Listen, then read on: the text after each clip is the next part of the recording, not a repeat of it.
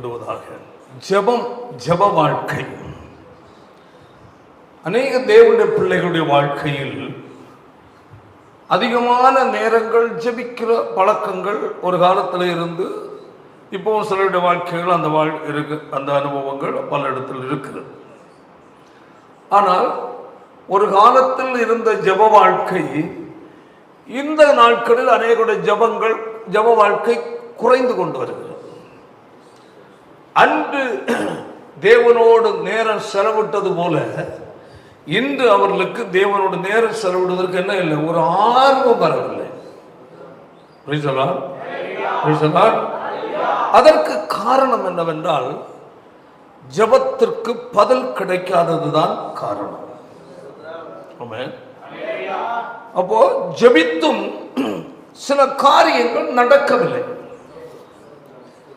சரி, நான் இவ்வளவு நாள் ஜெபித்தேனே, இத்தனை மாதம் ஜெபித்தேனே, வருஷம் ஜெபித்தேனே, எனக்கு இதற்கு பதில் இல்லையே.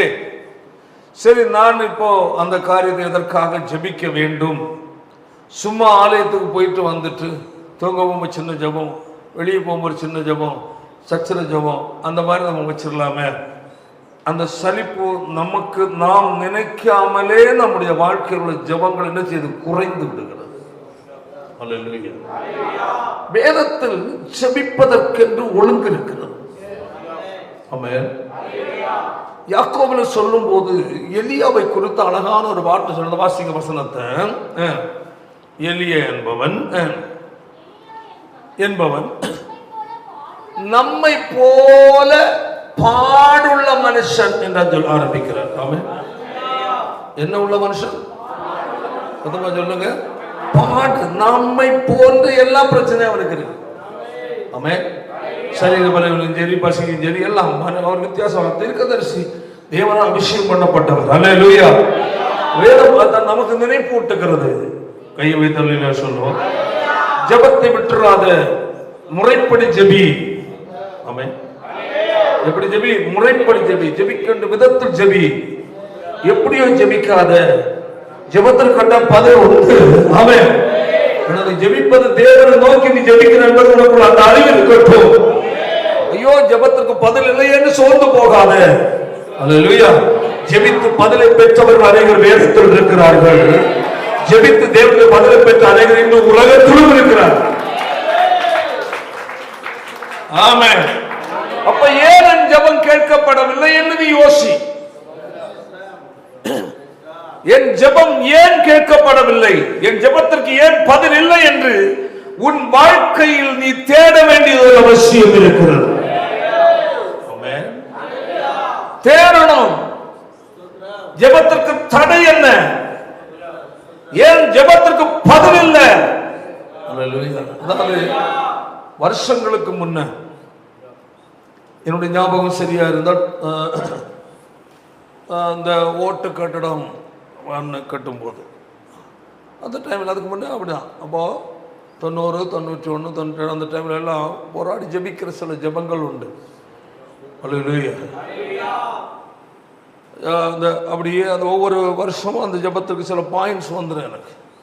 அப்போது அந்த 90, 92, 92, 93, 94 எல்லாம் ஒரு 10-12 ப்ரேயர் முக்கியமான ஜெப காரியங்கள் எழுதி வச்சிருக்கோம். இன்னைக்கு அந்த நோட்டு உள்ள இருக்கும். ஸ்தோத்திரம். கவனிங்க. அல்லேலூயா. ஆண்டவரிடத்தில் இதை எப்படியாவது ஜெபித்து என்ன செய்யணும், பெற்றுக்கொள்ளும். அதற்காக அது எனக்காகவோ என் குடும்பத்திற்காகவோ என் பிள்ளைகளுக்காகவோ உலக பிராமண காரியங்களுக்காக அல்ல. அல்லேலூயா. ஊழியர் சம்பந்தமான காரியங்களுக்கு 10-12 காரியங்களை வைத்து ஜெபிப்பேன். நான் அப்போ 40 நாள் 21 நாள்லாம் அவ்வப்போது உபவாசம் இருக்கிற நேரம் எல்லாம் அந்த ஜெப பாயிண்ட்ஸ் முன்னாடி இருக்கும். ஸ்தோத்திரம். அப்போ இதில் சில ரொம்ப வேதனைப்படுகிற ஒரு சில சம்பவங்கள் அந்த நாட்களில் நடந்து பயங்கர வேதனைப்படுத்தினதான காரியங்கள். விசுவாசிகள் அல்ல, வேறு சில மனிதர்கள், வேறு சில ஊழியர்கள் மூலமாக குறிப்பிட்ட கொஞ்சம் ஆண்டுகள் முன்னதான் என்னால் எனக்கு அது தாங்க முடியவில்லை. வருத்தமாக இருந்தது.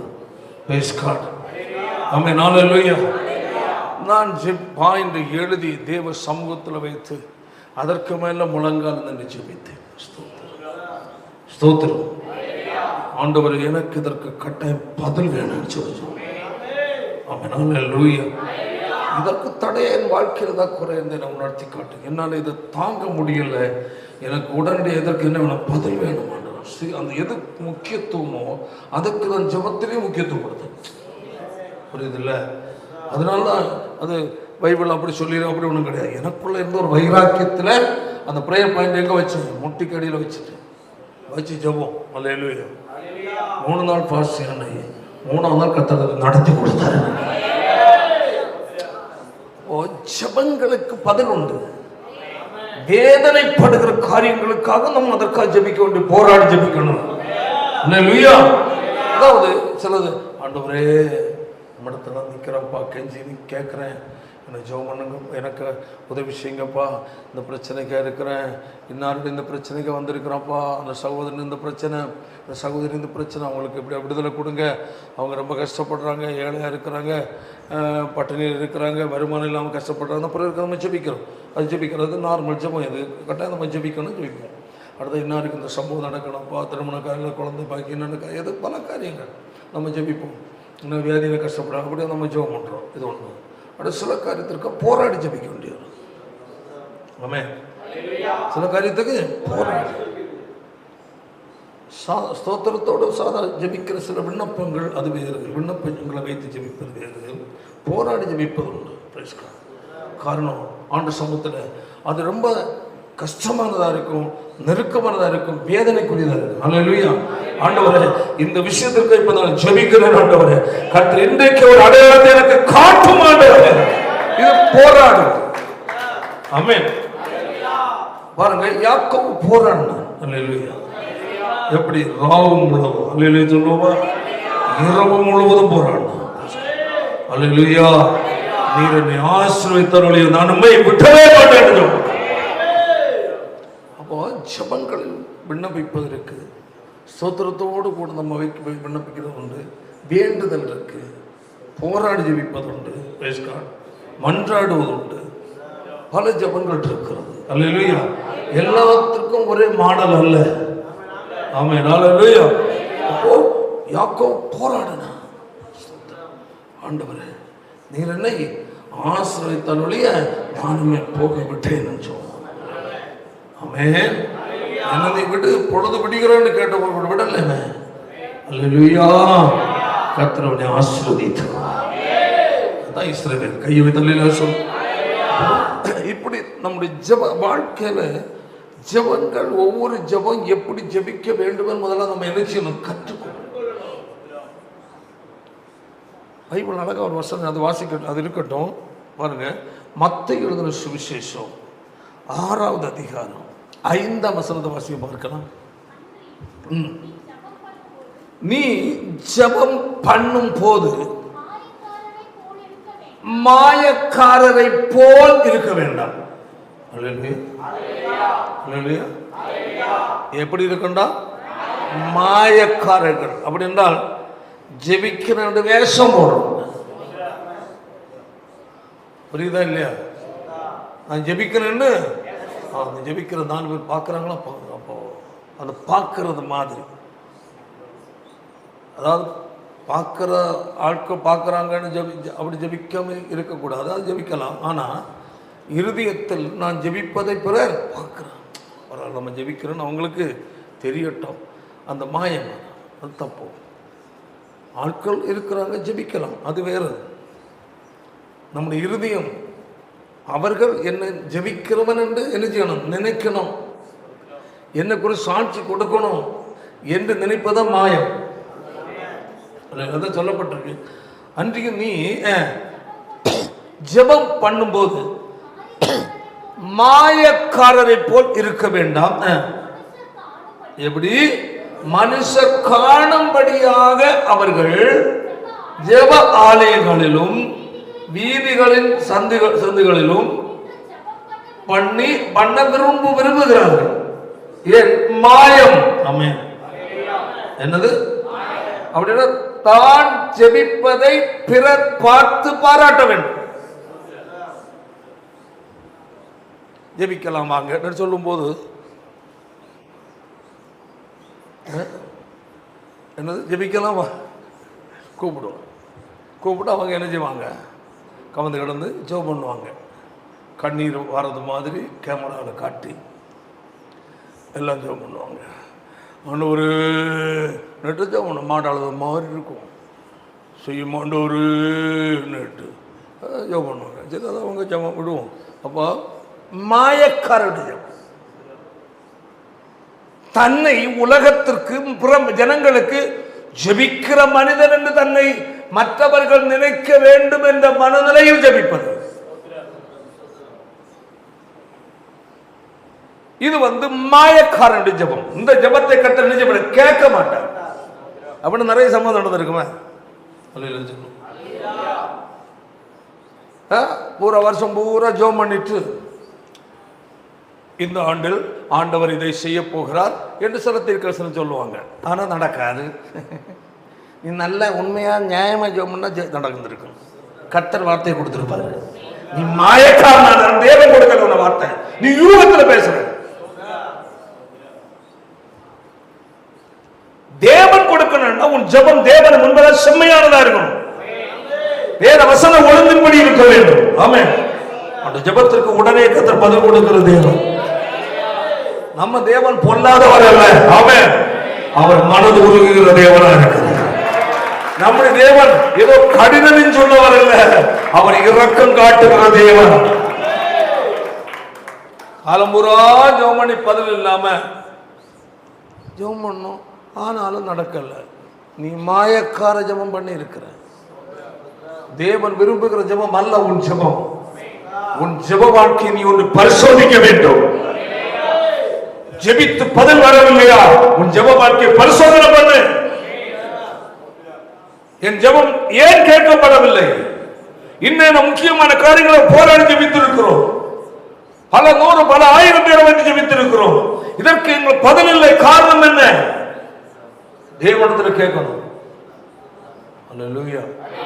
அப்படி ஒவ்வொருவரும் தங்களை பரிசோதிக்க கற்றுக்கொண்டார் என்றால், அல்லேலூயா, தேவனுக்கு நேராக கரங்களை உயர்த்தும் போது ஆமென், உடனே தேவனுடைய பிரசன்னம் அங்கே இறங்கி வருகிற உணரும். ஐயா, சோதோமை அழிப்பதற்காக தேவ தூதர்கள் கடன் சொல்றார். கட்ட சோதோமை அழிக்க போகிறார், அழிக்க போறான். ஆபிரகாம் கர்த்தருடைய சமூகத்தில் நின்றான். ஆமென். அவன் ஜெபத்திற்கு தேவன் 6 மாசம் கழிச்சு பதில் கொடுத்தது. உடனே பதில் கொடுத்தான். ஏன்? அவன் அவ்வளவு தூரம் பாரத்தோடு ஜெபித்தான். அவர் ஜெபத்தினுடைய உச்சரிப்பை தேவன் பார்த்தார். அது இருதயத்தின் அங்கலாய்ப்பை தேவன் பார்த்தார். மோசே ஜெபித்தான், தன் ஜனங்களுக்காய் துறப்பில் நின்றான். தேவ கோபம் வெளிப்பட்டுக் கொண்டிருக்கிறது. வேதம் சொல்லுகிறது, மோசே ஆரோனும் முகம் குப்புற தேவன் முன்பதாக விழுந்தார்கள். ஆமென். 1 வருஷம் கழிச்சு கர்த்தர் ஜெபத்தை கேட்டது. உடனே ஜெபத்தை கர்த்தர் கேட்டார். ஜெபம் சரியா இருந்தால் உனக்கு பதில் நிச்சயம் என்பதை மறந்துடாத. செலுத்த தெய்வம் அல்ல நம்முடைய தேவன். ஹல்லேலூயா. உன் இருதயத்தின் எண்ணங்களை சரியா அறிகிற தேவனை நீ ஆராதிக்கும். ஆமென். ஹல்லேலூயா. ஹல்லேலூயா. ஹல்லேலூயா. ஹல்லேலூயா. ஹல்லேலூயா. உண்மையாக ஒரு தேவனுடைய பிள்ளை ஆவியில் தேவனுடைய உறவாடி பழகி பாரு. உன் ஜெபத்தில் அபிஷேகம் இருக்கும். ஆமென். கட்டாயம் உன்னை விசேஷ கிருபை வரங்களாக உன்னை நிரப்புவார். உன்னை பயன்படுகிற ஆயுதமாய் மாற்றுவார். உன்னை சபைக்குள்ள முக்கியமான நபரை கர்த்தர் மாற்றுவார். தேசத்தில் உன்னை பயன்படுத்துவார். ஆமென். ஆமென். வேதம் என்ன சொல்லுகிறது? அதை வாசித்து முடித்து விடுவோம். எலியாவுடைய ஜெபத்தை வாசிங்கள். எலியா நம்மை போல பாடுள்ள மனுஷனா இருந்தும் கருத்தாய் ஜெபித்த. பாத்தீங்களா எப்படி ஜெபம் பண்ணா? அவன் ஜெபத்துல வீண் ஜெபம் வார்த்தை வரக்கூடாது. சில ஆண்டவரே என்ன ஆண்டவர் இதாச்சு ஆண்டவர் அப்படி சொல்லப்பட்ட ஆண்டு இப்படி ஆண்டவர் கஷ்டமாக இருக்காண்டு அப்படி சரி இப்படி ஏதாவது ஒன்று வீணாக புலம்பிட்டு இருப்பாங்க. அது ஜெபம் அல்ல, புலம்புவது. ஜெபம் அல்ல. ஜெபம் முறையா ஜெபித்தால் என்ன உண்டு? பதில் உண்டு. அதான் சொன்னேன், சும்மா 10-12 பாயிண்ட்ஸ் நான் எழுதி வச்சு ஜெபம். அதில் இன்னைக்கும் நிறைவேறாத பாயிண்ட்ஸ் இருக்கு. 2 பாயிண்ட்கள் இதுவரை எனக்கு நிறைவேறல. மீதி எல்லாம் கதை செய்தார். நான் ஆண்டவரே 12 வயதில் 12 நீர் செய்யவில்லை, முடியாது இதுதான் போகல. ஏன்? அந்த 2 என் தேவனுக்கு பிரியம் இல்லை. ஒரு முக்கியமான காரியத்துக்கு சொல்லணும், கிடைக்கலையேன்னு ரொம்ப வருத்தம், ரொம்ப வருத்தம். ஜெபித்த காரியம் உங்களை சொல்ல மாட்டேன், சபைக்குரியதான் தேவையானது. ரொம்ப உபவாசம் இருக்கும் இப்போ பூரா அந்த பாயிண்ட் இல்லாமல் இருக்காது. ஒரு நாள் திடீரென்று ஒரு பாஸ்டர் கூப்பிட்டார். பாஸ்டர் ஒரு முக்கியமான ஒரு பாஸ்டர் வராரு, நல்ல தேவனுடைய ஊழியக்காரர், வாங்க. நான் ஒரு மலையாளத்தில் எல்லாம் பிரசவம் பண்ணுவேன், அதெல்லாம் எங்கள் சமயம் செட் ஆகாது, நீங்கள் வாங்க சும்மா ஒன்று. நான் போயிருந்தேன். என்ன அவருக்கு தெரியாது, ஒன்றும் தெரியாது. போனேன், அவருக்கு ப்ரேயர் நடந்துட்டு இருந்தேன். பின்னாடி சேரை கொடுத்தா அங்கே உட்காந்துட்டு இருந்தேன். மீட்டிங் முடிஞ்சு பாஸ்டர் முடிஞ்சோடனே நான் கிளம்புறேன்னு சொல்லிட்டு, பாஸ்டர் சின்ன ப்ரேயர் பண்ணுங்க, நாங்கள் கிளம்புறாங்க. எடுத்தோன்னு சொன்னார், நீ என்ன காரியத்திற்கா நீ இதை வருஷக்கணக்காக ஜோம் பண்ணிட்டுருக்குற, நான் அதனை தரமாட்டேன்ட்டார். சே, அதோட பாரம் போச்சு, இல்லைன்னா பாரமாக தான் இருந்தது. அதை அவன் தரமாட்டேன்.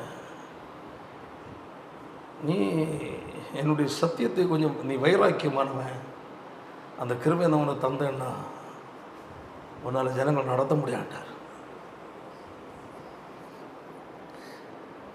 அதுக்கு பதிலாக என்னென்ன காரியங்கள் உன்னை செய்வேன், உன்னோட தான் இருப்பேன்.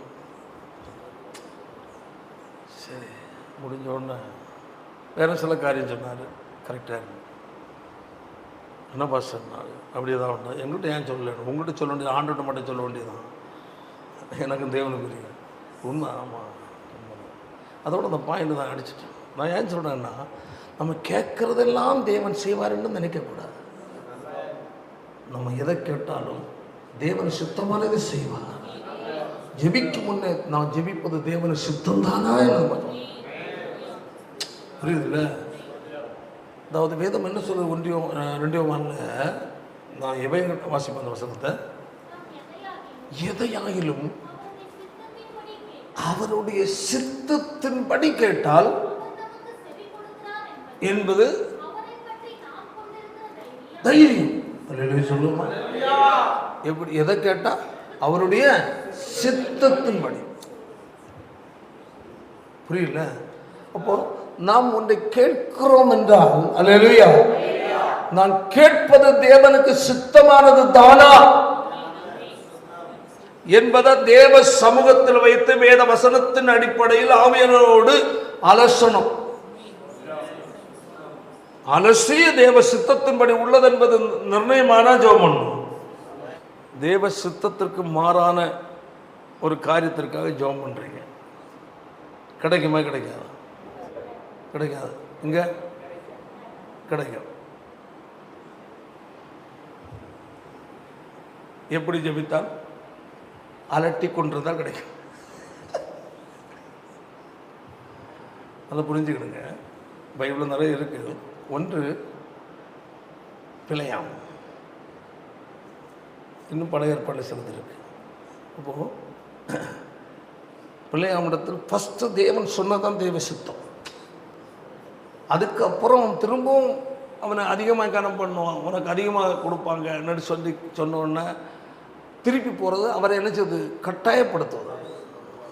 அதெல்லாம் விளக்க மாட்டான் பைபிளில் போட்டுக்கணும். நம்ம தான் விளக்க புரிந்து கொள்ளணும். அப்போ தேவன் கிடையாது போன சொல்லிட்டார். சில காரியம் தேவனுக்கு சுத்தம் இல்லாமல் இருந்தாலும் நாம் ஆசைப்படுறோம், விரும்புகிறோன்னா போராடி எனக்கு கட்டாயம் அது வேணும் ஆண்டவர் என்று சொல்லி ஜெபம் பண்ண சில டைமில் நம்ம பக்தியாக இருந்த பரிசுத்தமாக கிடைக்கும். ஆனால் அது உங்களுக்கு என்னமா மாறும்? வேதனையாக மாறும்.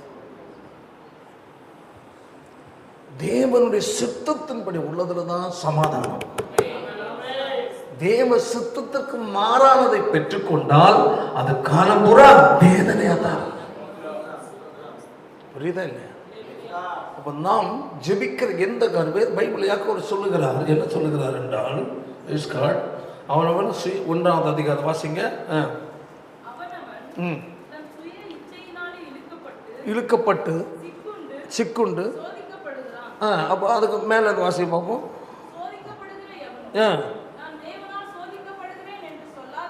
சொல்லாத என்பதாக. அடுத்த பாயிண்ட், தேவன் பொல்லாங்கனால் சோதிக்கிறவர்ல, அவர் எவரையும் சோதிக்கிறவர். அவரு ஒரு நபரை அவர் கஷ்டத்தை கொடுத்து வேடிக்கை பார்க்கிற தெய்வம் அல்ல. ஏன்? அவனவன்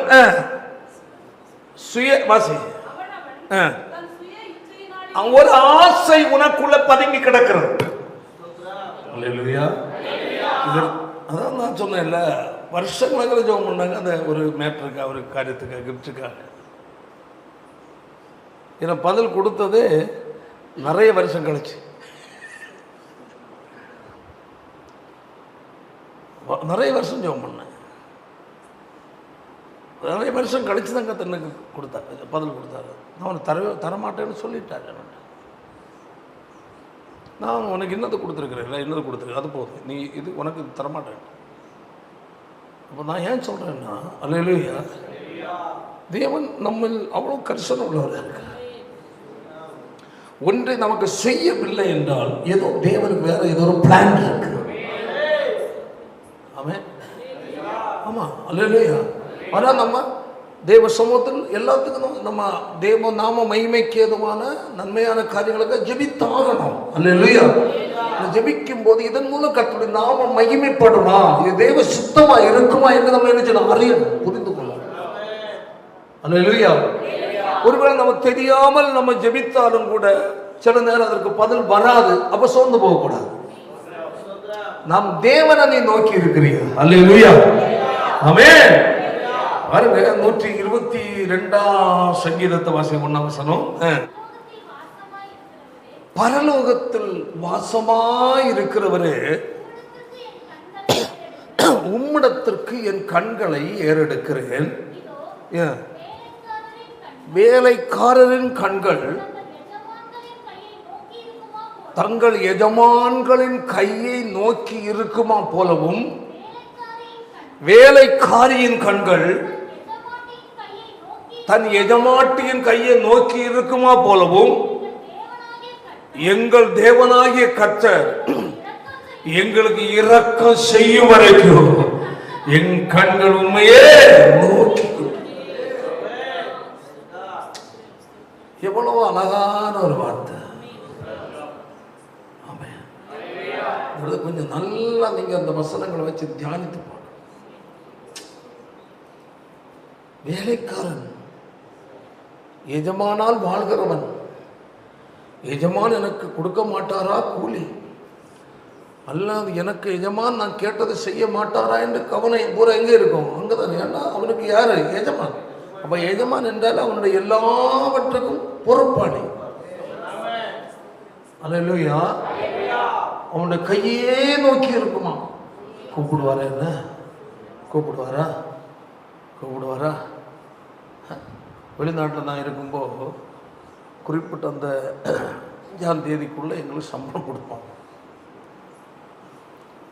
1லிருந்து 5. சில டைம் 2ஆம் தேதி வருவார், சில டைம் எங்களுடைய ஸ்பான்சர் 2ஆம் தேதி வருவார், அல்லது 4ஆம் தேதி வருவார், 5ஆம் தேதி வருவார். இதில் ஏதாவது ஒரு நாள் வருவார். 1ஆம் தேதி தாண்டோன்னே அப்பா நாளைக்கு வருவார்னு நினைக்கிறோம். எங்கள் ஸ்பான்சர் வருவார்.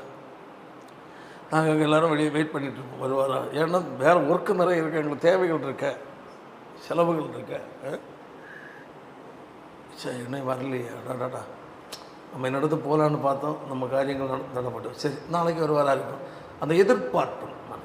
வந்துட்டானே, அப்பா வந்துட்டாரப்பா, எல்லாம் ரெடி. அவங்க அப்போ பேண்ட் சட்டை எல்லாம் போட்டுட்டு போயிட்டு அவர் ஒருத்தராக என்ன செய்வார்? கூப்பிடுவார்.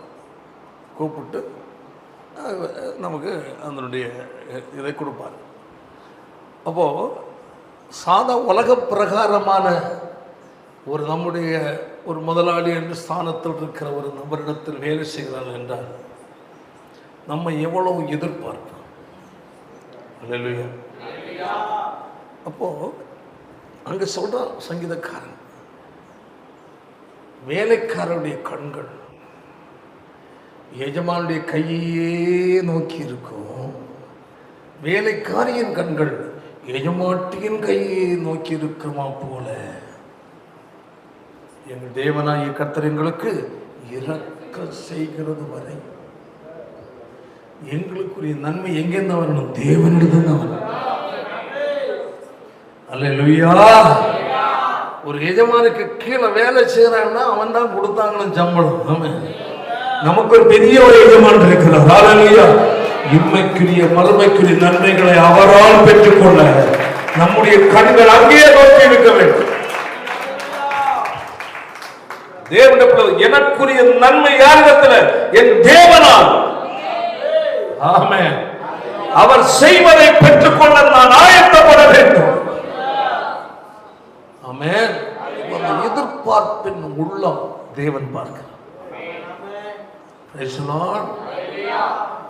அவன் அங்க சொல்லப்படும் கருத்தாய். எப்படி சொன்னா கருத்தாய். அப்ப அவனுக்கு தெரியுது ஆண்டவரத்தில் எப்படியும் ஜெபிக்க கூடாது. எப்படி? கருத்தாய் ஜெபிக்கணும். ஏன் வார்த்தையை உச்சரிக்க கூடாது, கருத்தாய் ஜெபிக்கணும். ஜபத்தை கர்த்தர் கேட்டாரா இல்லையா? கேட்டார். அப்போ நம்ம அப்ப நான் ஜெபிப்பது சரியா? சரி, இங்க வரும். அன்றியும் நீ ஜெபம் பண்ணும் போது மாயக்காரரை போல் இருக்க வேண்டாம். பிறர் மற்றவர்கள் நான் ஜெபிக்கிறவன் என்று அவர்கள் நினைக்கணும். நான் ஜெபிக்கிற ஆள் என்று சபை சொல்லணும். நான் ஜெபிக்கிற நபர் என்று பாசு சொல்லணும். அந்த நிலையில் உன்னை காட்டி கொண்டு ஜெபிக்காத. ஆமென். ஜெபிக்கிறத பார்க்கத்தான் செய்வாங்க. உன் இருதயத்தில் அந்த எண்ணம் இருக்கக்கூடாது. மாயக்காரரை போல பிறர் என் நான் ஜெபிக்கிறவன் என்று நினைக்கணும். நான் பக்திமான் என்று சொல்லி அவர்கள் என்னை பாராட்டணும் என்றுள்ள ஒரு மாயமான ஒரு சிந்தையோடு ஜெபிக்கிற ஜெபத்தை தேவன் வெறுக்கிறார். ஆமென். பாருங்க அடுத்தது கீழே. நீயோ 6ஆம் வசனம், ஜெபம் பண்ணும் போது அறை வீடு தேவ சமூகம். எல்லாருக்கும் ரூம் கட்டி போட்டிருக்கா? இல்லை, கையினால் கட்டப்பட்ட அறை அல்ல இங்க சுட்டி காட்டு.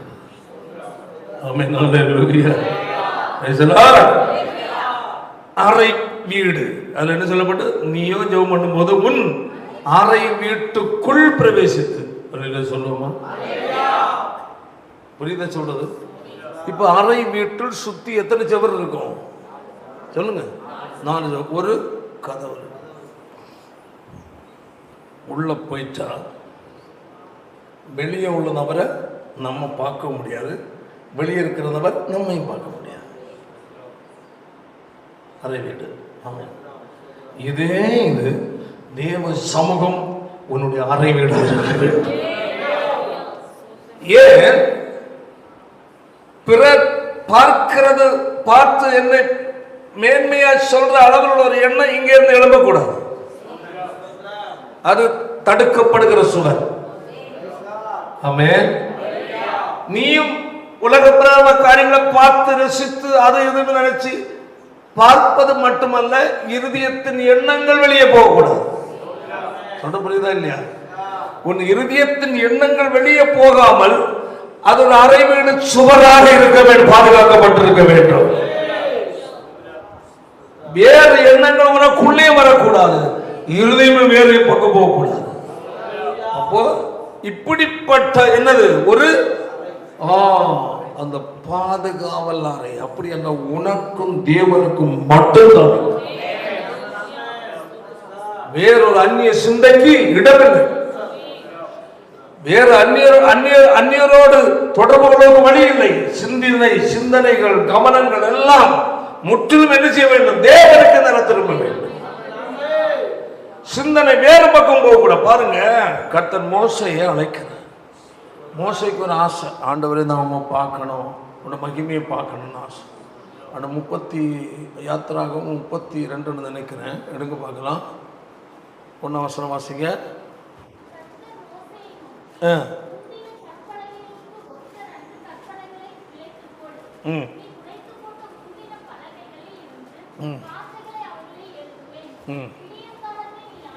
நல்லா புரிஞ்சுக்கிடுங்க.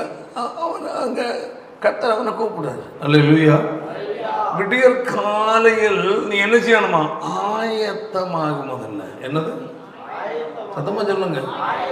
தேவனை சந்திப்பதற்கு முன்பதாக நீ என்ன செய்யணும்? ஆயத்தப்படணும்.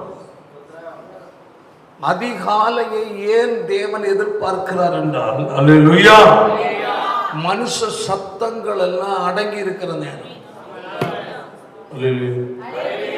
மனுஷ ஆங்காங்கே பல சத்தங்கள் இருக்கும், மனுஷ நடமாட்டம் இருக்கும். ஆனா அதிகாலை நேரங்கள் 2 மணி 3 மணி 4 மணி எல்லாம், அல்லேலூயா, ஒரு தேவனுடைய பிள்ளை ஜெபத்திற்கு நீ ஒதுக்கொண்ட நேரம். கையை விதலை வேஷம்.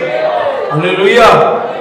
அப்ப எல்லாரும் இப்ப ராத்திரி ஜெபிக்கிறோம். எல்லாரும் நம்ம தேசமே எப்படி இருக்கும்? அமைதலா இருக்கிற நேரம். வெளியேந்து எந்த சத்தமும் உள்ளதில்லை. நம்முடைய சிந்தையும் எங்கேயும் போகாது. இதுதான் அறையில் எடுக்கும் பாதுகாப்பு. ஒரே ஒருவரோடு மட்டும் தொடரும். அதிகாலை ஜபங்கள் ரொம்ப விசேஷமானதாக. ஆமென். காலையில் எழும்பி முகத்தை எல்லாம் கழுவி, பல்லெல்லாம் வாயெல்லாம் கழுவிட்டு தண்ணி குடிச்சிட்டு, அப்பா உங்களை பார்க்க வந்திருக்கிறாப்பான்னு முட்டி போட்டு பாருங்க. அப்போ உங்களோட தான் பேச வந்திருக்கிறப்பா. என் பிரச்சனை சொல்லுக்கு உண்மை தவிர வேற ஒருவரும் இல்லை. என் பிரச்சனையை ஒழுங்கா கேட்டு பதில் செய்வதற்கு உண்மை தவிர வேற ஒருவரும் இல்லை ஆண்டவரே. உலகத்தில் எந்த ஒரு நம்பிக்கைக்குரிய மனுஷனும் எனக்கு இல்லை ஆண்டவரே. நீரே ஒருவர் மட்டுமே எனக்கு நம்பிக்கைக்குரியவர்.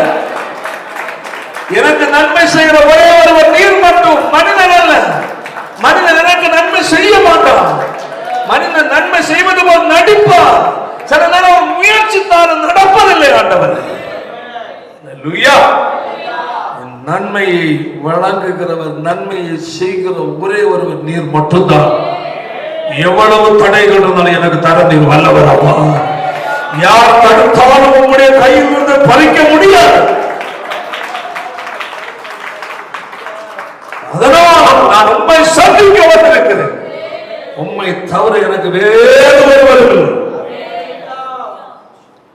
மனச பூரா அவர்கிட்ட புதைச்சது. ஜெபத்தில் இப்படி இருக்கும். அந்த காலை நேரம் விட்டுறாது. கொஞ்சம் மேல நேரம் தூங்க விட்டுறாது. காலையில் எழுந்து அருமையா முழங்கால் படிக்கிட்டு அப்படியே கண்ணை மூடிட்டு ஆண்டுட்டு, அப்பா மெல்லிய ஒரு குரல்ல அவர்கிட்ட பேசிப்பார். மனம் பார்க்க வந்திருக்கு. உங்களோட தான் நிறைய எனக்கு பேச ஆசையா இருக்கு. உங்களுடைய சத்தத்தையும் நான் கேட்கணும் ஆசைப்படுறேன்ப்பா. எனக்கு மனம் விட்டு பேசுகிற உண்மை தவிர வேற யாரும் இல்லை. எனக்கு உண்மையாகவே என் வாழ்க்கையில் அற்புதத்தை செய்ய உதவி செய்ய உண்மை தவிர வேற யாரும் எனக்கு கிடையாது. அதனால் உண்மை நம்பி வந்திருக்கிறேன்னு சொல்லி அந்த சமுத்திரம் முழங்கால் படிட்டு கண்ணீரோடு செபிக்கும் போது அந்த ஜெபத்திற்கு கர்த்தர் பதில் கொடுக்காம தாண்டி போகவே மாட்டார். நாம கண்டு கொள்ளாமல் இருக்கிற தேவன் அல்ல. அவன் நமக்கு அவர் வைராக்கி கொள்ளுகிற தேவனா இருக்கு. எவ்வளவு பெரிய தடையை நம்ம தகர்க்க வல்லவர். அதிசயங்களின் தேவன் அல்லவா, அற்புதங்களின் தேவன் அல்லவா. அவர் சொல்லி செய்யாதிருப்பாரோ? இதோ ரட்சிக்க கூடாதபடி கர்த்தருடைய கை குறுகி போகவில்லை. கேட்க கூடாதபடி அவருடைய செவி மந்தமாகவில்லை. கை பலகீனமானவரும் அல்ல, கேள்வி திறன் குறைந்தவரும் அல்ல. ஒரே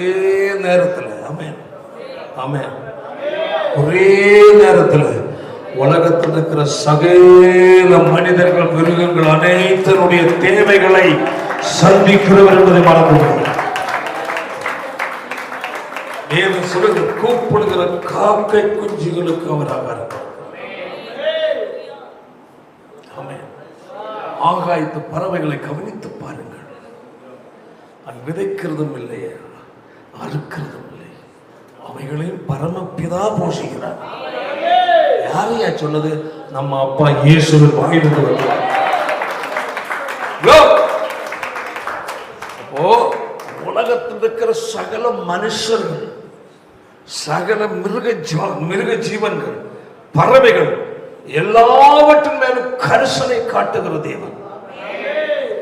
எல்லாவற்றுக்காக அவர் அற்புதம் செய்ய வல்லமை உள்ள தேவனாக பாருங்க. கோடான கோடி மக்கள் உலகம் பூரா கிறிஸ்தவர்கள் எல்லாரும் ஜெபிக்கிற ஜெபத்தை ஒரே நேரத்தில் யார் எதற்காக ஜெபிக்கலாம் என்பதை பிரித்து அறிகிற கர்த்தர். ஆமென். பாருங்க, நீங்க 3 பேர் பேசுறீங்கன்னா என்னால கேட்க முடியுமா? முடியாது. கேட்க முடியுமா? 3 பேரும் ஒரு 3 பேர் இருந்துட்டு சார் அப்படி இப்படி ஒரு ஆள் சொல்லுவோம், அதே மாதிரி மொத்தமாக செய்கிறாங்க.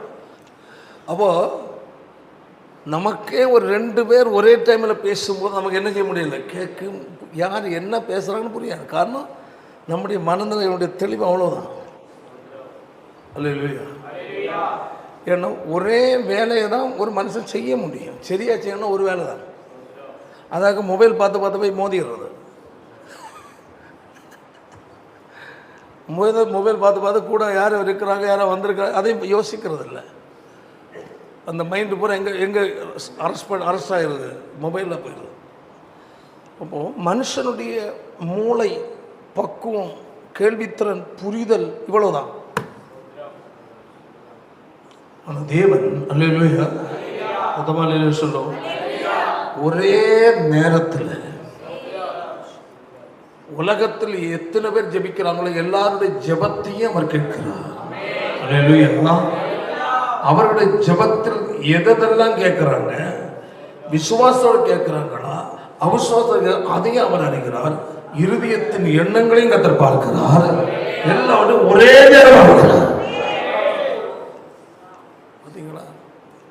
ஒரே நேரத்தில் பரலோகத்திலும் பூலோகத்திலும் சகல மனுஷரை அறிகிறவர் மட்டுமல்ல, சகல மிருக இதுகளையும் பறவைகளையும் ஊரும் பிராணிகள் சகலத்தையும் பார்க்கிறார். கொஞ்சம் யோசிச்சு பாருங்க. இந்த இடம் சொல்றாரு, நான் இஸ்ரவேலை காக்கிற தேவன் உறங்குவதும் இல்லை, தூங்குவதும் இல்லை, கர்த்தரை காக்கிறவர்.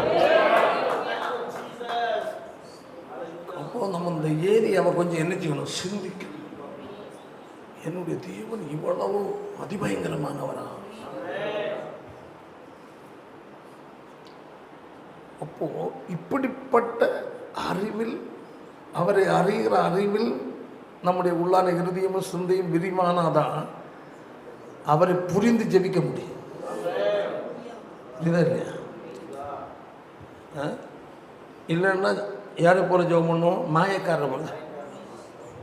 மாயக்காரரை போன்ற ஜெபம் இல்லாமல் நமக்கு இருக்கணும்னா ஜெபித்தேன் என்று சொல்லாம, அல்லேலூயா, என் ஜெபத்தை என் தேவன் கேட்கிறவர் எப்படி கேட்கிறவர் அறியணுமே. ஆமாம். அல்லேலூயா. அதான் சொல்லுங்க பாருங்க. அது பெரிய ஒரு சாப்டர் இருக்குது. அவர்தான் ஒரு ஸ்டடி மாதிரி கொடுக்க கொண்டு இருக்கு. பாருங்க, அது 9ஆம் வசனம், 6-9. நீங்கள் நல்லா கவனிங்க. அந்த நீங்கள் ஜெபம் பண்ண வேண்டிய விதம் என்னது? ஜெபம் பண்ண வேண்டிய விதம், முறை. ஆமே. என்னது? ஒரு ஒழுங்கு. அதான் எடுக்கிற சொல்ல வார்த்தையை கவனிக்கணும். நீங்கள் ஜெபம் பண்ண வேண்டிய விதம், அந்த முறை, அந்த ஒழுங்கு சொல்லிட்டு அடுத்தது, பரமண்டலங்கள் இருக்கிற எங்கள் பிதாவே. எங்க இருக்கிறவர்? சொல்லுங்க. அப்போ பரமண்டலங்கள் இருக்கிற எங்கள் பிதாவே என்னை கூப்பிடணும்னா பரமண்டலத்தில் இருக்கிற பிதாவாகிய தேவன் எப்படிப்பட்ட அறிவு உனக்கு வேணும். அதான் உங்களுக்கு ஸ்டடியாக கொடுக்கணும் தான் சொன்னேன். அதுக்கு விளக்கங்கள் நிறைய கொடுக்கணும். நான் இப்போ அது கொஞ்சம் அப்படி பேசினேன் கொஞ்சம் ஏரியாவில் ஒரே நேரத்தில். ஆமே, இங்கே இருக்க நம்ம குறிப்பிட்ட நபர்கள் இருக்கிறோம். நம்ம இருதயத்தின் எண்ணம் என்ன, உதட்ட துதி எப்படிப்பட்டது? ஆமே, எப்படிப்பட்ட உதட்ட துதிக்கிறீர்கள்? ஹல்லேலூயா. இந்த நேரம் உங்களுக்கு அங்க குடும்பத்தில் என்ன நடக்குது? ஹல்லேலூயா. உங்களுக்கு என்ன பிரச்சனை இருக்கு, நாளைக்கு என்ன பிரச்சனை வரப்போகுது? ஆமே, சகலத்தையும் ஒரே நேரத்தில் பார்க்கிறது. அதான் 115 சங்கீதம் 2-3 வாசிக்கும் போது வாசிங்க வசனம். அது முந்தின பாயிண்ட், அவர்களுடைய தேவன் எங்கே என்று. தேவனை குறித்த ஒரு அறிவில்லாத மனிதன் சொல்வது அதுதான். உன் தேவன் எங்கே? இப்படி கஷ்டப்படுறீங்க, அப்படி இருக்கிறீங்க, அதுக்காக போராடுறீங்க, அதுக்கு துக்கப்படுறீங்க, இதுக்கெல்லாம் அடைகிறீங்க, உன் ஆண்டவர் செய்யக்கூடாதா கேட்கிறாங்களா இல்லையா? சொல்லு, தேவன் எங்கே? பதில் அதுதான். முட்டி போடுற, முட்டாங்க போடுற, சச்சரி முட்டி நிற்கிற, ஏசப்பாடு சொல்ற, ஆண்டவர் பார்த்து, அவர் ஆண்டவர் பெரியவர், சர்வ வல்லவர் எல்லாம் நீ பேசுறீங்க. சொல்லுக்கு குறவு இல்லை, எங்க ஆண்டவர் பெரியவர். அப்படி அப்ப ஏன் நீ இப்படி இருக்கல கேட்பான்.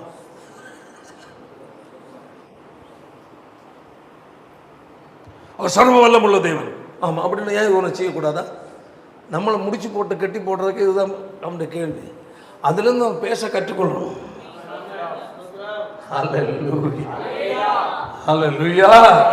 அதான் விஷயம். அப்போ நீ ஜோம் பண்றல, வேண்டிக்கிடல, ஏன் உனக்கு செய்யல, உனக்கு பிரச்சனை தெரியாது ஆண்டவருக்கு என்றுள்ள கேள்விகளுக்கு ஒரு வாய்ப்பு போடணும்னா பரமண்டலங்கள் இருக்கிற தேவனை நீ அறிந்திருக்க வேண்டும். தேவனை அறிகிற அறிவென்றால் வெறும் படிச்சுட்டு போறதல்ல.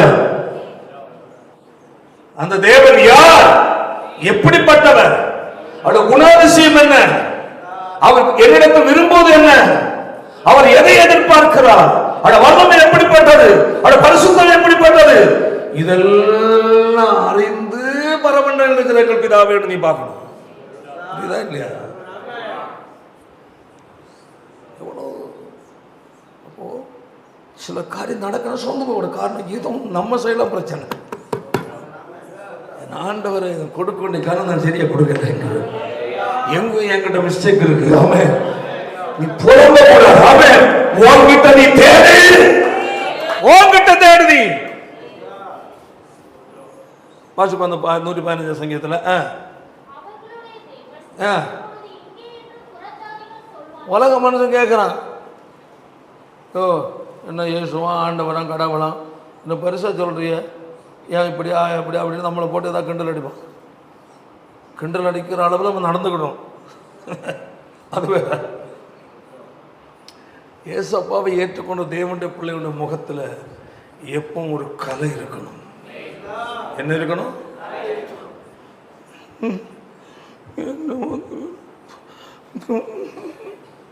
என்ன ஆரம்பிச்சாலும் மற்றவன் பார்ப்பான், இயேசுக்காரன் அழுதுட்டு போறான், சரிங்கம்மா சொல்லிட்டானா, ஆமாம் நேற்றுங்க அப்படிதான் 15 அப்போ அவனே கட்டையை பிடிக்கிற ஹார்மோனியத்தில். இப்போ காரணம் நீ தான். அடுத்தவன் நம்ம அப்பாவை குறை சொல்கிற அளவில் நீ நடந்துக்கிடாத. ஒரு ஜாதியார் இவன் கிறிஸ்தவன் பார்த்தியா அப்படி இப்படி சொல்கிற அளவில் உன்னுடைய வாழ்க்கை நிலை அவன் முன்னதாக காட்டாத. ஜெபிக்கிறதுக்கு அறவேடுன்னு சொல்லி இருக்கு. கட்ட தூசிக்கப்படுற அளவு பப்ளிக்ல இருக்குன்னு சொல்லுவாரா? இல்லையே. நம்ம ஏதோ ஏடா கூடமா ஜெபம் பண்றது, நம்ம ஆசைப்படுறத கேட்கறது. கர்த்தர் அமைதியா இருப்பாரு, கேட்டது கிடைக்கலன்னு போல போவோம், முகத்தை தொங்க விடுவோம். எந்த காரியத்திலையும் ஒரு தேவனுடைய பிள்ளையுடைய முகத்தில் துக்க முகத்தை வெளிப்படுத்துகிற அளவில் ஒன்று இருதயத்தை என்ன செய்யாத, உலக காரியங்களை நிரப்பாத. ஆமே, பிரச்சனை அப்படி என்ன அதோடைய ரத்த சாட்சியாக படித்தவங்க எவ்வளோ பேர் இருப்பாங்க, யோசிங்க.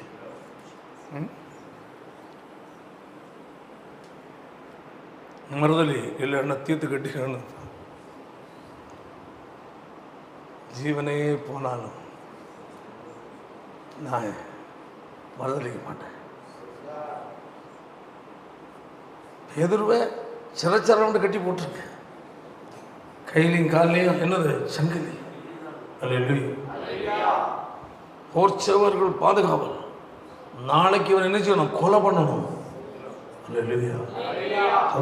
சொல்லு, நாளைக்கு இவனை கொலை சொல்லணும். என்ன கொலை, என்ன தப்பு பண்ணிட்டான்? இயேசு பற்றி சொல்லிட்டான். அவன் நாளை கொலை பண்ணணும். எங்க மதத்துக்கு எதிராக சார் இந்த படம் கொக்கரிச்சு கிடக்குத இது மாதிரி எங்க மதத்துக்கு எதிராக செஞ்சது, எங்க மோச நியாயப்பிரமாண முறைக்கு எதிராக செஞ்சோம். அப்படி இப்படின்னுட்டு பிடிச்சி உள்ள பிடிச்சி கட்டி போட்டாச்சு. சிறைச்சாலை, போர்ச்சவர் பாதுகாவல். அப்போ நாளைக்கு இவனை கழுத்தை என்ன செய்ய போறாங்க? வெட்ட போறாங்க. கவனி, நாளைக்கு இவனை சிறைச்சேதம் பண்ண போறாங்க. நாளைக்கு இவன் என்ன செய்ய கொலை பண்ண போறாங்க. சங்கிலியில் கட்டப்பட்டிருக்கும் போதும் வகுப்பு எத்தனை போர்ச்சவர்கள்? 4 போர்ச்சவர்கள் ஒரு டியூட்டி டைமுக்கு, ஷிஃப்ட்டுக்கு. ஒரு ஷிஃப்ட்டுக்கு எத்தனை போர்ச்சவர்? 4 பேர். ஏன் நாளைக்கு இவனை கொல்லணும், தப்பிச்சு ஓடிடக்கூடாது. ஆமென். சங்கிலியில் கட்டினாலே இவங்களுக்கு நம்பிக்கை இல்லை. அல்லேலூயா. கையை சொல்லு. ஒருவேளை வேற ஆட்கள் வந்து கூட இல்லை, எப்படி ஒன்று நடந்துருமோன்னு அவங்க 4 பேர் காவல் ஷிஃப்ட்டுக்கு. நாளைக்கு இவனை கொலை செய்வதற்காக வெளியே கொண்டு வர வேண்டும் தீர்ப்பு. ஆமென், ஆமென். அந்த ராத்திரி அவன் படுத்து தூங்கி கொண்டிருக்கிறான். யார் தூங்குறா? சொல்லு, நான் இப்ப சொன்னதானே. யார் சிறைச்சாலைகளை தூங்குறா? அப்படி பேதுரு. நாளைக்கு என்ன செய்யப்பட போறவன்? கொலை செய்ய பண்ணப்படுவேன். நிம்மதி இருக்குமா? நீ தூங்குவியா? நாளைக்கு வெட்ட போறாங்க கஷாப்பு. சங்கிலியில் கட்டி போட்டு 4 போர்ச்சவர்கள் ஈட்டியோட காவல். கேட்டு பூட்டி இருக்கு எல்லாம்.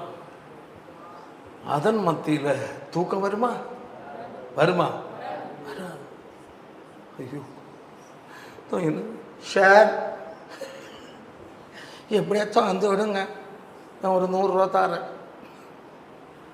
உங்களுக்கு வேணும், என்ன வேணும் தரேன் சார், எனக்கு கொஞ்சம் வெளியே விட்டுருங்க. யார்கிட்ட கொடுக்கணும் சொல்லுங்க, கொஞ்சம் காப்பாற்றுங்க.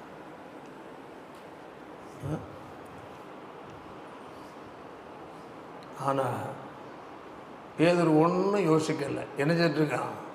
எதமா இல்லை, கொரட்டை போட்டு நல்ல தூக்கம். அப்போ நான் இப்போ பேதுரு ஐயா, பேதுரு ஐயா, ஏன் அந்த மாதிரி இல்லை தூங்கிட்டு இருக்குது, எப்படி உங்களுக்கு தூக்கம் வந்துன்னு கேட்டால் சொல்லுவார், பூமியில் கர்த்தருக்கு வாழ்க்கை கொடுத்தா என் ஆண்டவரை சொல்லுவேன். பூமியில் தான் என்னைக்கு இருந்தாலும் ஒரு நாள் என்ன செய்யணும்? செத்து தான் ஆகணும், வேறு வழியே இல்லை. உயிரோட யாரை வாழ முடியாது, செத்து தான் ஆகணும். இவங்க கையில் தான் சாகணும்னா மறு செகண்ட் எங்கே போவோம்? பார்த்து புரியுதா இல்லையா? இதுதான் கிறிஸ்தவ வாழ்க்கை. கையில் தள்ளி அவங்களுக்கு சொல்லியிருக்கு. ஒரு மிஷனரி அம்மாவுக்கு 2 பெண் பிள்ளைகள். ஒரு மகள் அமெரிக்காவில் இருக்கிறார், ஒரு மகள் மரித்து போனார். எல்லாம் ரட்சிக்கப்பட்ட பிள்ளைகள். இவங்களும் கர்த்தருடைய பிள்ளை, மிஷனரி ஊழியக்காரி. இவர்கள் அன்றைய காலத்துல எல்லாம் விமானம் கிடையாது, கப்பல் இவர்கள் அமெரிக்காவை என்ன பண்றாங்க? பயணம் போய்கொண்டிருக்கிறாங்க தன்னுடைய இளைய மகளை பார்ப்பதற்கு.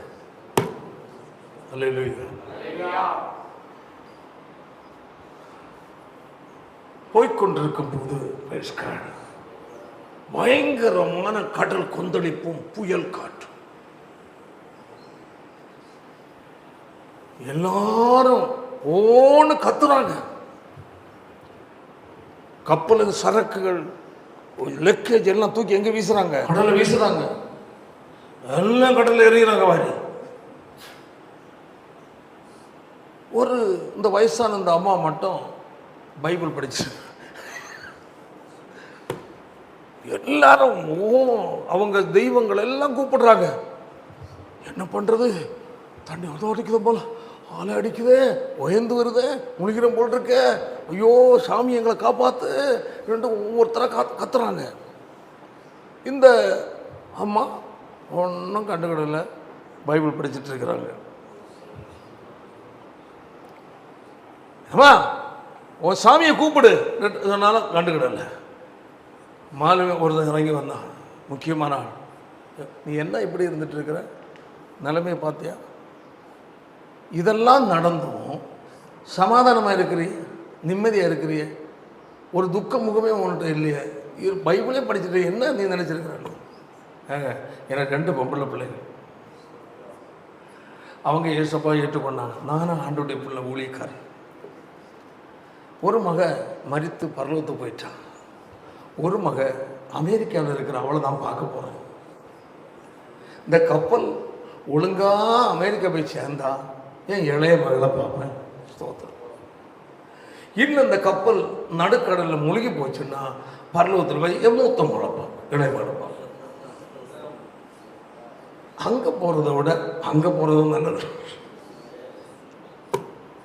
இதை சொன்ன உடனே எல்லாரும் யோசித்தாங்க, என்ன இவ்வளவு மன திருப்தியாக நிம்மதியாக இருக்கிறாங்கன்னா இவங்களுக்கு இருக்கிற தேவன் பரிசுத்தம்.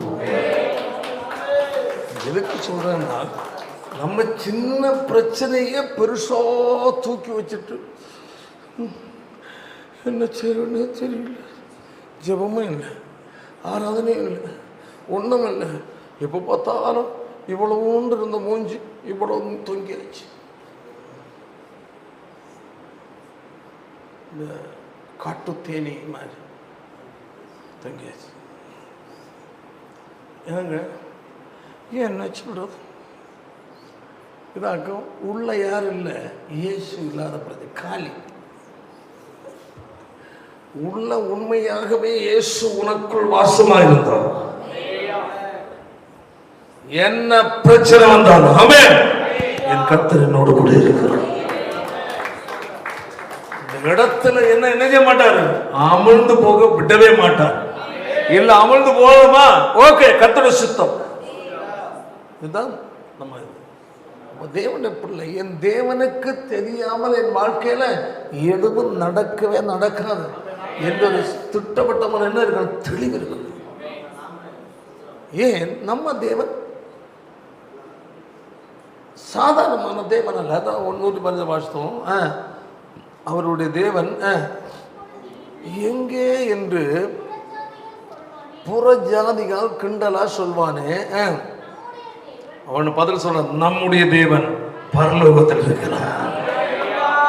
சரி, அடுத்தது, அவருக்கு சித்தமான யாவையும் செய்கிறார். ஆமென். எல்லாம் இல்ல, அவருக்கு சித்தமான, என் வாழ்க்கையில என்ன நடக்கணுமோ அதை மட்டும்தான் நடக்கணும். ஒருவேளை அது எனக்கு சந்தோஷத்தை அளிக்கிற ஒன்றா இருக்கலாம், அல்லது துக்கத்தை உண்டு கொண்டதா இருக்கலாம். நான் அதை கட்டாயம் நினைச்சு ஏற்றுக்கொண்டு நான் இந்த இடத்தில் சந்தோஷத்தை நிலையை அடைவது தேவ சித்தம், இல்லை நான் துக்கப்பட வேண்டிய தேவனுடைய சித்தம். இது என் தேவனா தேவனுக்கு தெரியாமல் என் வாழ்க்கையில் ஒன்று நடக்கவே இல்லை. தேவனுக்கு தெரிந்தே எனக்கு நடக்குது. அதான் நீங்கள் ஒன்றை குறித்து நினைச்ச கவலை, எப்பொழுதும் நீங்க எப்படி இருங்க, சந்தோஷம். அப்போ தூங்கிட்டு இருந்த பேதர் மறுநாள் தலை போக வேண்டியது. ஆனா அவனுக்காக அல்லேலூயா தேவ ஜனங்கள் ஜெபித்துக் கொண்டிருக்கிறார்கள். ஆமென். அந்த நேரத்தில் ஒரு தேவதூதன் எங்க வராப்படி, ஜெயிலுக்குள்ளே இறங்குறாப்படி. ஆமென் ஆமென் ஆமென் ஆமென். அப்போ ஜெயிலுக்குள் தேவதூதன் இறங்கும் போது காவலாளிகள்லாம் மயங்கிட்டாங்க. அவ்வளோதான். வேதம் சொல்லுது, சிறைச்சாலைக்குள் வெளிச்சம் பிரகாசித்தது. தேவதூதன் பேதுருடைய விழாவை தட்டுனான். தம்பி எந்திரியப்பா, வாழ்க்கை முடிகிற நேரமாக இருந்தால் விட்டுருவார். அவனை கொண்டு தேவன் என்ன செய்யணுமோ அதுக்கு அவரை கொண்டு வெளியே கொண்டு வந்து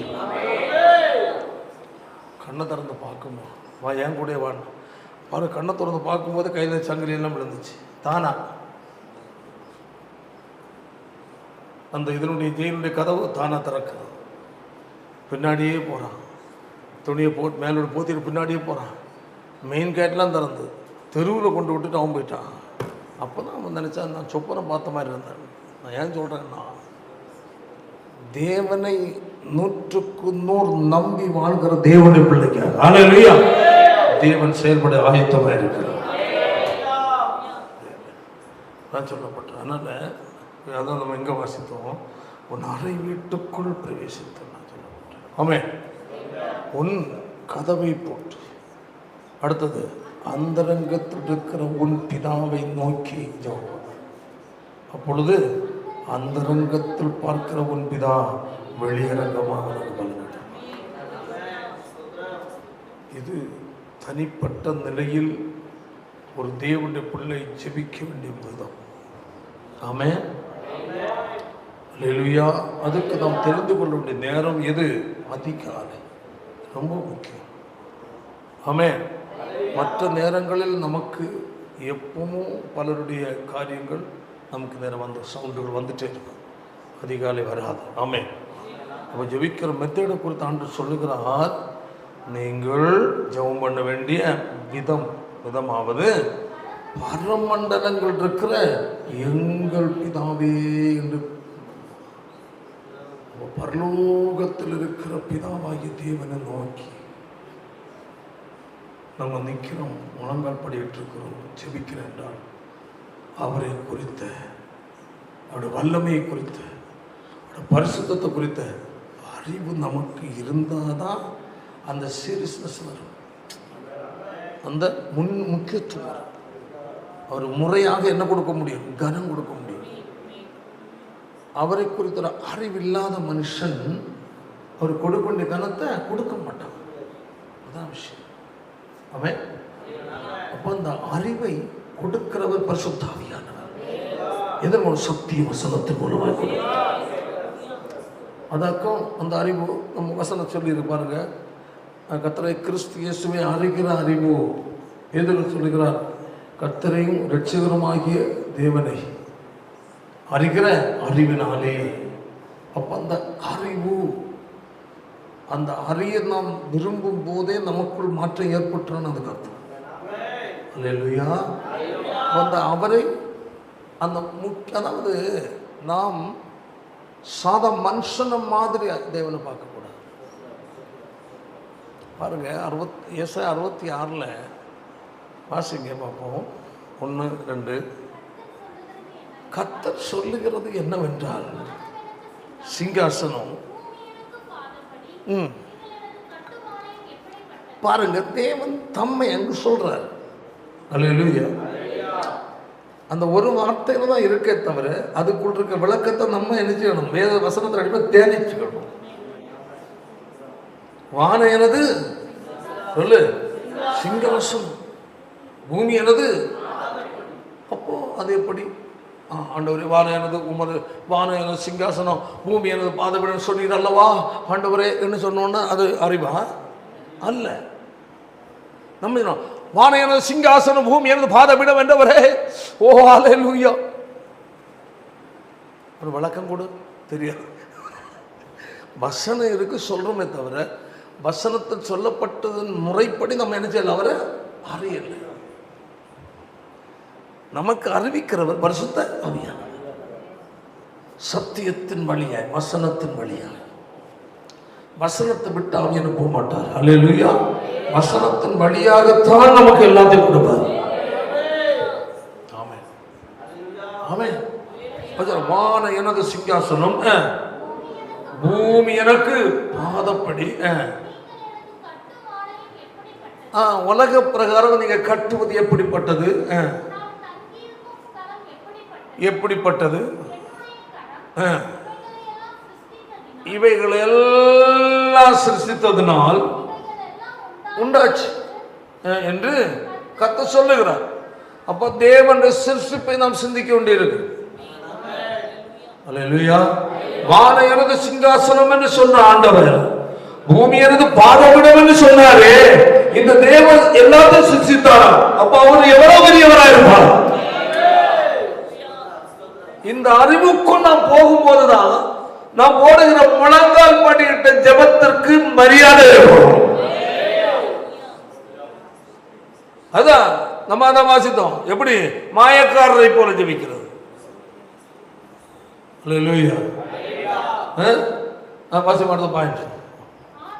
ஆனாலும் இவ்வளவு பெரிய தேவனா இருந்தாலும்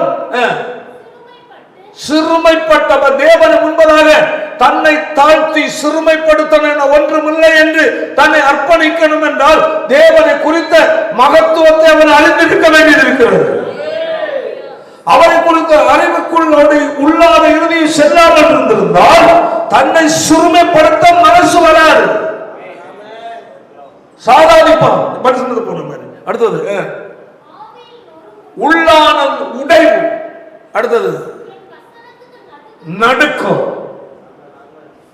அப்போ இவைகள் எல்லாம் நடுங்கிறவனையே நோக்கி பார்க்கன்னு சொன்னார். அப்ப இந்த நிலை நமக்கிட்ட வரணும்னா அவரை குறித்த அறிவு நமக்கு தேவைப்படும்.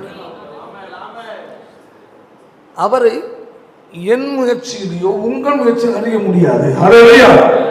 பரிசுத்த ஆவியானவரை சார்ந்து கொண்டார். பாருங்க, 1 கொரிந்தியர் 2வது அதிகாரத்துல 8-9 நினைக்கிறேன், வாசிங்க. வெளிப்படுத்தினார், ஆவியினாலே வெளிப்படுத்தினார். அடுத்தது ஆழங்களையும். எவ்வளவு பெரிய பாயிண்ட். அந்த ஆவியானவர் எல்லாவற்றையும் தேவனுடைய ஆழங்கள். அவர் எப்படிப்பட்டவர்? ஹல்லேலூயா. அவருடைய வல்லமை எப்படிப்பட்டது? ஆமென். எல்லாவற்றையும் அவர் என்ன செய்கிறவர்? ஆராய்கிறவர். அந்த ஆவியானவரை நீ சாட்சி பண்ண வேண்டும். அந்த ஆவியானவர் சத்திய வசனத்தின் மூலம் உனக்கு அவரை வெளிப்படுத்தும். ஏதோ கூடி வந்தமா கை தட்டணுமா அல்லது பண்ண போனோம் அதல்ல. அவரை அறிந்து ருசிப்பது ஐயா கிறிஸ்தவ வாழ்க்கை.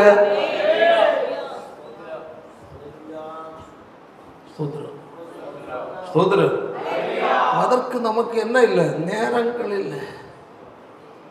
உலக வேலை இல்லை. என்ன டைமே இல்லைங்க. ஏன் சர்ச்சுக்கு வரல? டைம் இல்லை. ஒரு நாள் ஒன்று பார்த்து டைம் இல்லை. இப்போ அநேகருக்கு இந்த நாட்கள் கொஞ்ச நேரம் தெய்வ சமுத்திரம் வந்து இருக்க முடியும். கடத்தவங்களும் அநேகர் இருக்கிறாங்க. வேலைகளில் இல்லாமல், வெளியூரில் இல்லாமல், இங்கே லோக்கலில் இருக்கிறவங்க அநேகர் இருக்கிறாங்க. அவர்கள் தேவன் யார் என்று அவர்களுக்கு என்ன இல்லை? அறிவற்றவர்கள். அந்த கண் குருடாக இருக்கு. அறிய நாட்டமற்றவர்கள். அப்படி என்ன? பின்மாற்றம். ஆவிக்குரிய வாழ்க்கையில் விழுந்தவர்கள். ஆதி அன்பை இழந்தவர்கள். சின்ன கூட்டமோ பெரிய கூட்டமோ கர்த்தர் உன்னிடத்தில் உன்னை பேசி அனுப்பி பார்க்கிறவர் அல்ல. நீ தான் பார்த்துட்டு இருக்கிற. சின்ன கூட்டம் நாளைக்கு போக பார்த்தியா? எவ்வளோ கேவலமான புத்தி. ஒரு உண்மையான ரட்சிக்கப்பட்ட உண்மையான மனந்தோம்பன உண்மையான தேவனுடைய பிள்ளையா இருந்தா சின்ன மீட்டு பெரிய மீட்டு நீ நினைப்பியா? நினைக்கிற என்றாலே உனக்கு தேவனை தெரியாதுன்னு அர்த்தம். தேவன் உனக்கு கொஞ்சமாவது தெரிஞ்சிருக்கவோ தெரிந்து கொள்ள வேண்டும் என்ற ஆர்வம் இருந்தால் நீ நிற்க மாட்டான். அதில் இருப்ப 4 வார்த்தை கர்த்தருடைய வார்த்தை என்ன செய்ய முக்கியம்? என்ன சினிமா பாட்டா போடுறாங்க? சொல்லு. தேவனுக்கு முன்பதாக பெரியவன் என்றோ சிறியவன் என்றோ செல்வந்தன் என்றோ ஞானவன் என்றோ இல்லை. யாராக தன்னை ஒன்றுமில்லை அர்ப்பணிக்கிற மனுஷன் தேவனுக்கு தேவை.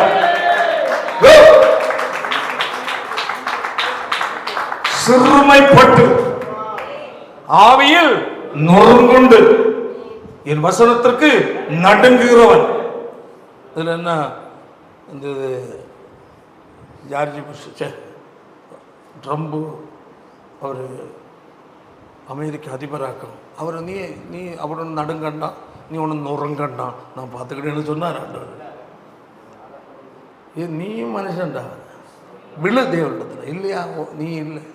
கேரளா முதலமைச்சர் இப்போ இருக்கிறவர் அல்ல, அவர் பேர் மறந்து போய், அவர் இறந்துட்டார். காங்கிரஸில் முதலமைச்சர். நல்லா கவனிங்க, பெந்தேகோஸ்தே விசுவாசி.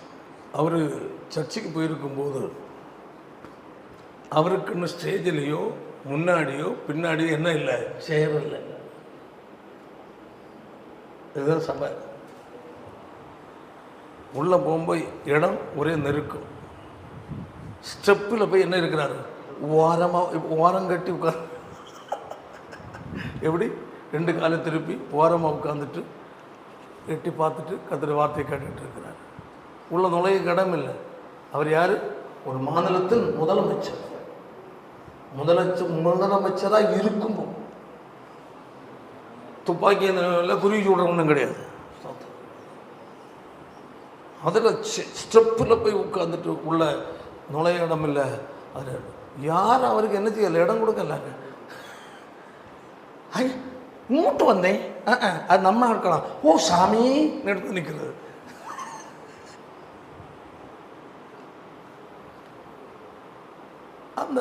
நான் அதை பார்த்தேன். அதுதான் அந்த மனுஷனுடைய மனத்தாழ்மை.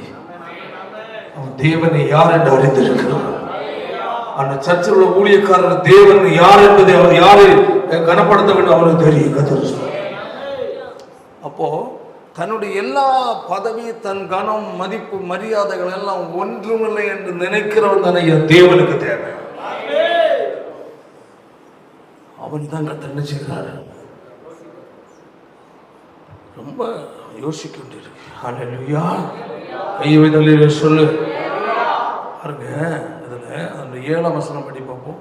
மத்தேயுல அன்றி ஜெபம் பண்ணும்போது எப்படி தேவனற்ற மனிதர்களைப் போல வீண் வார்த்தைகளை அலப்பாத. அநேகருடைய ஜெபத்தை தட்டி கூட்டி பார்த்தா 100க்கு 99 அறையும் என்னது நம்பியும் பார்த்தோம். 100க்கு 99 அறையும் வீண் வார்த்தை தான். நம்ம இருந்துட்டு பைபிளில் வசனம் டைம் ஆகி போச்சு, நான் முடிக்க போகிறேன். சில வசனங்கள் இருக்கு. ஸ்தோத்திரம். வீண் வார்த்தை பாருங்க, வீண் வார்த்தைகளை அலப்பாத, வாயில் வர்றதெல்லாம் சொல்லாத ஆண்டவர் இடத்துல போய் அதை பாருங்க. அந்த வசனத்தை டக்குன்னு வாசித்துட்டு முடிட்டுருவோம். ஏசாயத்திற்கு 58வது அதிகாரம் 3ஆம் வசனம் வாசிப்போம். ஏன் கேள்வி கேட்குறான் ஆண்டவர்? ஆண்டவர் கொஸ்டின் கேட்கறதுலேயே இருக்கிறான் பாரு. ஸ்தோத்திரம். கொஸ்டின் கேட்கறதுலே இருக்கிறான். ஆண்டவரே நான் உபாசிக்கிறேன் அல்லவா, ஏன் நீ கேட்கவில்லை? எவ்வளவு பெரிய ஆளா இருப்பான். அடுத்தது, ஒடுக்கும் போது இருக்கிறது என்ன? பதில பாருங்க, ஆண்டவர் பதில் சொல்றாரு. நீங்கள் உபவாசிக்கும் நாளிலே உங்கள் இச்சையின்படி நடந்து, அதான் விஷயம். ஜெபிக்கும் போதும் சரி, நீங்கள் உபவாசிக்கும் சரி, எப்படி அவங்க இச்சை, உங்களை ஆசை, உங்களோட விருப்பத்தை நிறைவேற்றுகிற அளவில் நடந்து சம்பாத்திய காரியத்தையும் விட்டுறதில்லை. எங்க நான் உபவாசத்தோட வேலைக்கு வந்தேன். எப்படி வந்தா அப்படியா? அப்படி ஒரு வேலை இருக்கா? உபவாசம்னா முதல்ல ஒன்று அர்த்தம் என்ன தெரியுமா? உபவாசத்துக்கு அர்த்தம் சொல்லியிருந்தா இப்படி சொல்ல மாட்டேன்ல. அதான் அப்போது சரி, அவசரமாக அந்த வேலை செய்ய வேண்டியிருக்கு. சரி, அது காட்டில் அவன் வேலை செய்கிறான், கழனியில் அதை செய்கிறான், இதை செய்கிறான். சரி, நான் அப்படியே உபவாசத்தோடு உபவாசத்தோடு போயிட்டு அதை பார்த்துட்டு வரேன். பார்த்தீங்களா? வாசிப்போம்.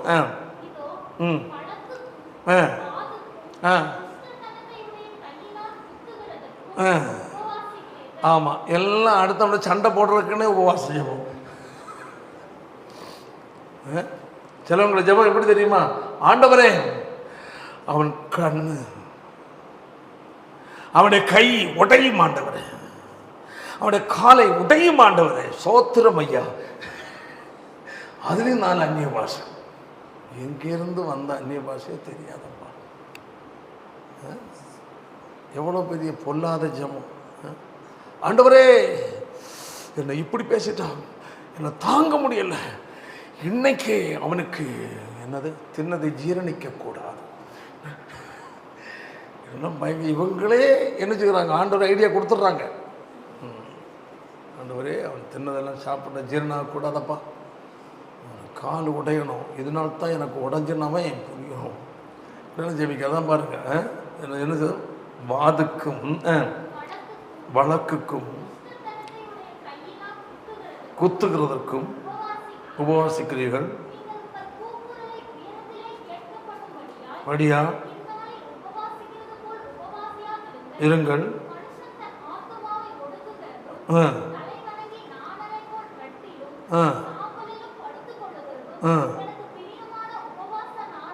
இருக்குமோ இதையா உபவாசம் என்று? அக்கிரமத்தின் கட்டுகளை என்ன செய்யணும்? அவிழ்க்கிறதும். ஆமென். அப்படின்னா தேவன் வெறுக்கிற காரியத்திலிருந்து என்ன செய்யணும்? வெளியே வா. அவிழ்க்கிறதும் நெகிழ்கிறதும்.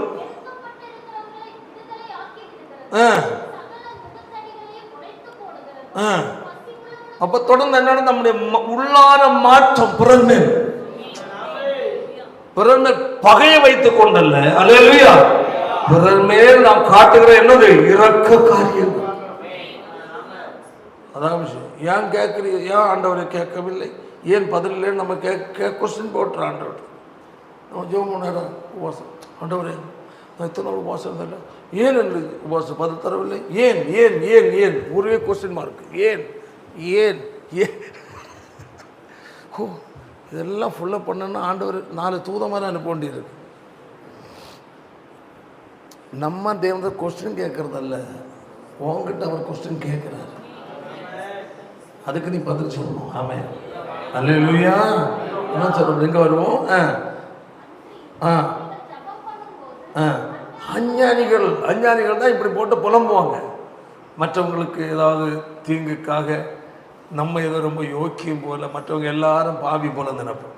நம்மளை யாராவது வருத்தப்படுத்திட்டா, ஏதாவது ஒன்று சொல்லிட்டு, ஏதாவது நமக்கு ஏதாவது தீமை ஒரு நாள் செஞ்சுட்டா, எப்போ பார்த்தாலும் நம்ம பரிசுத்தவான் போல நினைப்போம். அவங்க ரொம்ப மோசம் பாரு, மூஞ்ச பாரு, பார்க்கும்போதே அவளுக்கு மூஞ்ச பாரு. அப்போ நம்ம அதில் எப்படி இருக்கிறோம்? ஆண்டு முன்னாடி ரொம்ப பரிசுத்தவானாகும், அவங்க எல்லாம் பாவியாகும் நினைப்போம். பெரிய தவறு அது. ஸ்தோத்திரம். அல்லேலூயா. அடுத்தது அளப்பாத.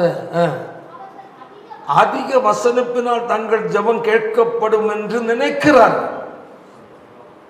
அடுத்தது செய்யாத. அப்படிப்பட்ட ஜெபம் உனக்கு வேண்டாம், தேவன் அதை கேட்க மாட்டார். அல்லேலூயா. அதுதான் கருத்தை ஜெபித்தனர். அப்போ தேவனை குறித்த ஒரு அறிவு பாருங்க. எப்படி ஜெபித்திருக்கிறான் தெரியுமா? எலியா முதலாவது என்ன பண்ணா? பலிபீடத்தை செப்பனிட்டான். ஜபத்திற்கு முன்ன என்னது? செப்பனிட்டான். தேவன் விரும்புகிற காரியத்தை செய்ய, தேவன் விரும்பாததை வெறுக்க, ஆமென், தேவன் நேசிப்பதை செய்ய, ஆமென், தன்னை அங்கு ஆயத்தப்படுத்துகிறான். அன்று அவன் பலிபீடத்தை செப்பனிட்டான் என்றால் உனக்கும் தேவனுக்குரிய உறவில் ஏற்பட்டிருக்கிற விரிசலை நீ சரிப்படுத்த வேண்டியது அவசியம். எந்தெந்த தீர்மானங்களை விட்டு இருக்கிற, எந்த நிலை நீ தேவனை துக்கப்படுத்தி இருக்கிற, முன்னைக்கு இப்பொழுது வாழ்க்கைக்கு எவ்வளவு கத்தோடு விலகி போயிருக்கிற, தெய்வ பயம் எதுவெல்லாம் இல்லை, எல்லாத்தையும் என்ன செய்ய? முதல்ல சரிப்படுத்தணும். அதை சரிப்படுத்தணும். என் தேவன் எப்படிப்பட்டவர், அவருக்கு பிரியமானது எது, அவர் பிரியம் அல்லாதது எது என்ற ஒரு அறிவு ஒரு தேவ பிள்ளைக்குள்ள இருந்தாதான் செய்ய முடியும். தேவனை குறித்த அறிவு நமக்கு இல்லை என்றால், அல்லது அறிய நாம் வாஞ்சிக்காவிட்டால் நம்முடைய ஜெபமும் எப்படி இருக்கு? அஞ்ஞானி போன்ற ஜெபமாக தான் இருக்கும். ஜெபத்தில் என்ன இருக்காது? ஒரு முக்கியத்துவம் இருக்காது. கடமை ஜெபம். தேவ சமுதம் ஒப்பு கொடுத்து அவர் ரத்தத்தால் சுத்திகரிக்கப்பட்டு தேவனுடைய சமுதமெல்லாம் கால் பண்ணிவிட்டால் கட்டாயம் நம்முடைய ஜெபத்திற்கு வித்தியாசம் வரும். தேவன் அற்புதம் கட்டாயம் செய்வார். எல்லாம் முழங்கால் படிக்கணும், ஜெபி. எப்படி நான் ஜெபிக்க வேண்டும், எதற்காக ஜெபிக்க வேண்டும், கற்றுத்தார் ஆவியானவரே. எப்படி நான் ஜெபிக்க வேண்டும், எதற்காக ஜெபிக்க வேண்டும், கற்றுத்தார் ஆவியானவரே.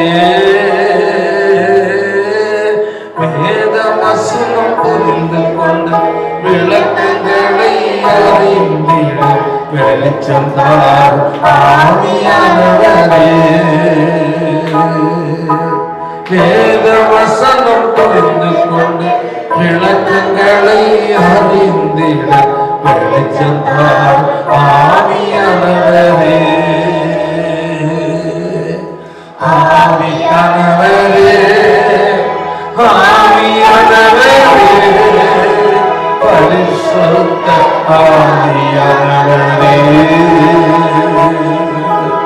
ஆவியானவரே, ஆவியானவரே, பரிசுத்த ஆவியானவரே. கவலை கண்ணீர் மறக்கணும், அக்கறையே நோக்கணும், கற்றுத்தார்